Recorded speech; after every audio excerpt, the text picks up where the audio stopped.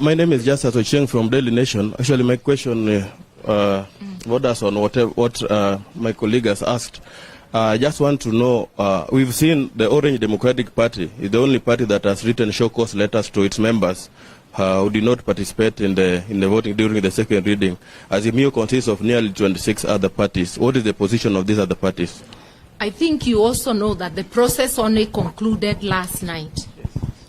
So give the parties time to decide what they want to do to move forward.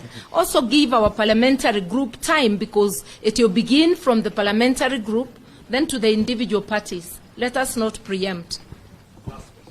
Okay, mimi naitwa Majimaji kutoka Geto Radio.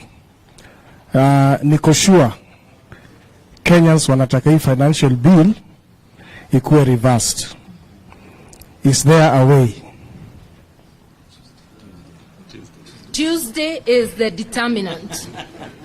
As we have said, an institution called Parliament gets its mandate from the people, but the people retain the residual power. The executive, the judiciary, everybody, every state officer gets mandate from the people. The people will meet at Kamukunji grounds and they will roar back at Parliament and at the executive. We want to thank you. Last one. My name is Lukawich from the Star. Is going to court part of your strategy? Are you considering taking legal redress over this matter? Tuesday is the day you get to know what we do. Thank you so much.